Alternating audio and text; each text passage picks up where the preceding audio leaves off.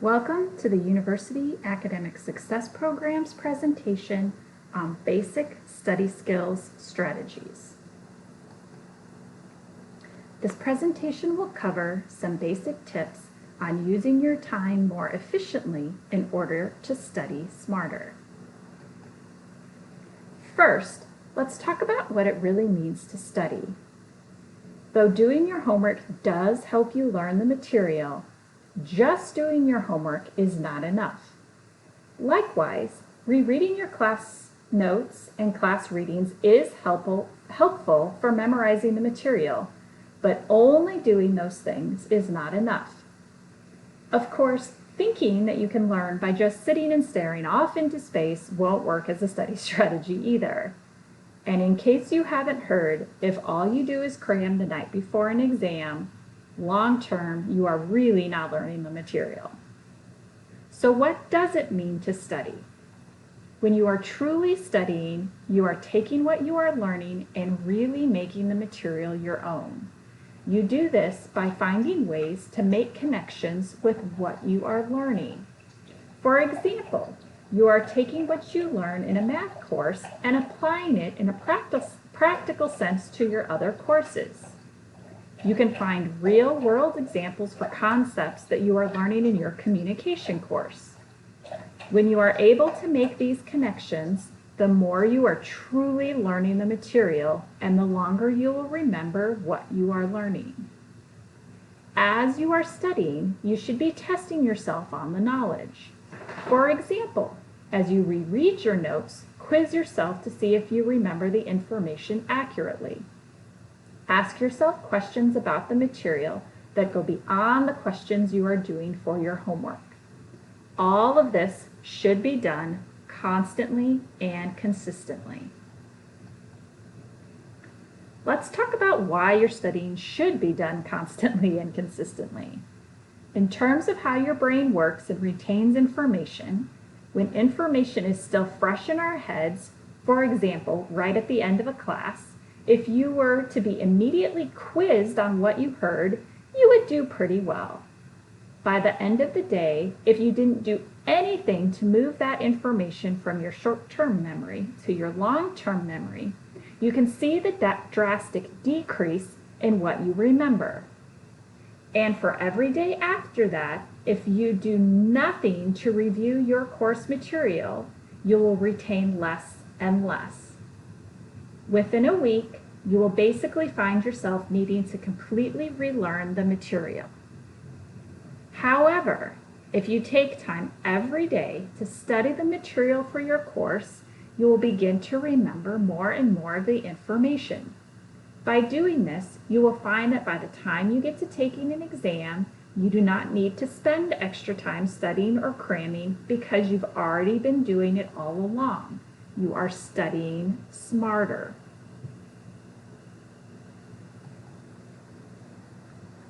As was mentioned earlier, if you do not spend time studying, it could take on average of 30 to 45 minutes to relearn every hour's worth of information that you don't remember. Sometimes your schedule is busy. If you do not have time to fully study, take time to read your notes and jot down some quick notes about what you read. Yes, this is studying. This is an activity you can do in your breaks between classes. After you get out of a class, spend a few minutes reviewing your notes while the information is still fresh.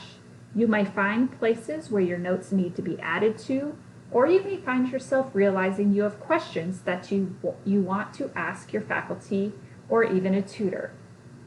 Even reviewing your material 4 to 5 times a week can help you keep that curve in the middle. Thus far, how much time you should spend studying hasn't been shared. Some say that for every hour of class you have a week, you should be spending 3 hours doing homework and studying. However, when it comes to how your brain functions, sitting and trying to study for 3 hours without stopping isn't productive. Your brain needs you to take breaks in order for it to be able to process the new information. One strategy you can use is the Pomodoro method. This method follows these steps. First, you make sure that when you are studying, you do not have any distractions. This includes your phone. When you are ready, set a timer for 25 minutes. For that 25 minutes, stay focused on what you are studying. When your timer goes off, reward yourself by doing something fun away from where you are studying for 5 to 10 minutes. Ideally, this activity should be something that gets you moving. After your 5 to 10 minute break, set your timer again and repeat the process. Now, if you find yourself in a good spot in your 25 minutes where you think taking a break will not be helpful, do what feels best for you. You can always do a Google search for the Pomodoro method to learn more. Earlier it was mentioned that you need to make connections with what you are learning. Confucius said, "I see and I forget, I hear and I remember, I do and I understand." Edgar Dale in 1969 came up with the cone of learning based on how your brain works. There have been arguments against these percentages, but the overall idea holds true. This slide provides insight into what you can do with your course material to help your brain process all it is learning. It is believed that the more you do with the information you are learning, the more likely you are to actually make that knowledge your own. You may be used to doing activities at the top of the pyramid when you are only reading and/or hearing the material. You may find yourself being able to provide basic definitions, and maybe you can list information on the topic after doing that. Then, as you do more with the information, first by you watching additional videos or demonstrations, to doing something that's more hands-on with material, for example, the labs for your science courses, you are really finding ways to demonstrate, apply, and practice the material. If you are able to truly interact with the material, maybe you have a study session where you are explaining the concept to your peers, or you are building models based on what you have learned, then you have made the knowledge your own. You have moved to a deeper level of learning where you can analyze, define, create, and evaluate. The more connections you can make with the knowledge, the more you are learning and retaining for the long term.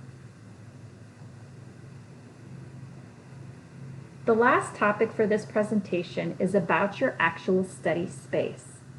This list is relevant whether you are just creating space to study or if you find that because of ASU Sync courses or ASU online classes, your study space has also become your classroom space.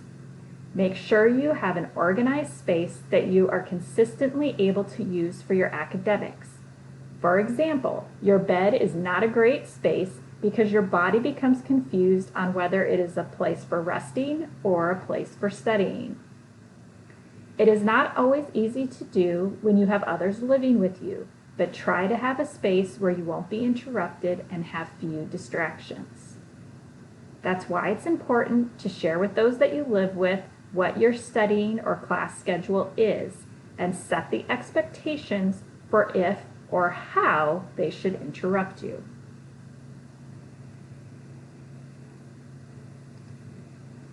Remember, ASU offers free academic support for all enrolled students. There is tutoring for math, science, business, and engineering courses. Writing appointments are available for any course at any part in the writing process. These are real-time, one-on-one appointments. All of our services are available online via Zoom or in person at campus sites. For more information or to schedule an appointment for writing, visit our website at tutoring.asu.edu or call for assistance at 480-965-9072. Here is a list of references used in this presentation. Thank you for watching, and we wish you success.